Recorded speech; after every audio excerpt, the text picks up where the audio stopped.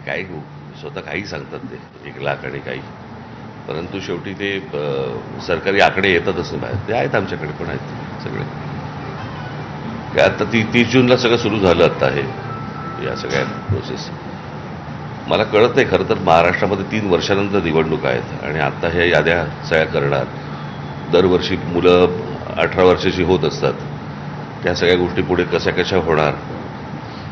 अनेक माणसं घरं सोडून जातात, घरं बदलतात, नवीन माणसं येतात. ही प्रोसेस थांबून चालणार नाही. ही 3 वर्ष चालू राहणारी प्रोसेस आहे आणि त्याच्यामध्ये काम सुरू आहे. SIR सगळीकडे केलं जात आहे. 2000 आणि 2000च्या दरम्यान जी लोकांनी केले त्यांची नावं यादीत त्यावेळी केलं असेल तर यावेळी नाही. ह्या सगळ्या गोष्टीचा SIRचा सगळ्यात मोठा फटका आज पश्चिम बंगालला, बिहारला, सगळ्या ठिकाणी बसला. पश्चिम बंगालमधनं जवळपास काहीतरी 27 लाख मतं ही काढली गेली काय. आणि आज ममता बॅनर्जींसारख्या माजी मुख्यमंत्र्याचं त्यांचा पराभव होतो. हे काही साधी सरळ गोष्ट नाही. इतकी मोठी सरकारी यंत्रणा लावायची. हे जे चाललंय राजकारण आत्ता देशामध्ये हे काही खूप घाणेरडं आणि खूप भयानक चालू आहे. याचा फटका पुढे भविष्यात भाजपाला मिळणारच आहे. तो असं काही तो कोण राहत नाही त्याच्यातनं. मुळात सत्तेचा अमरपट्टा कोणी घेऊन आलेला नसतो.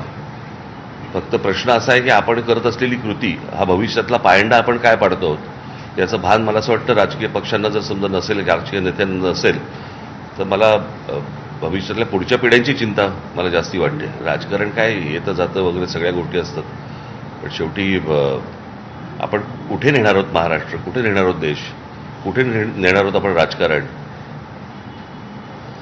आणि खूप गलिच्छ जे आता काय महाराष्ट्रात पण जे काय फोडाफोडीचं सगळं राजकारण सगळं सुरू आहे आता,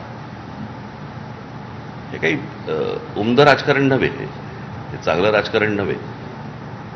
उद्या सत्ता गेल्यावरती या अशाच प्रकारच्या गोष्टींचा भारतीय जनता पक्षालाही त्रास होईल. त्यावेळेला काय कराल आपण, काय करतोय, कुठपर्यंत जातोय, कुठपर्यंत जायचं, याला काय मर्यादा आहेत की नाही या गोष्टींना. काय मी तुम्हाला एक गोष्ट सांगतो. मी अनेकदा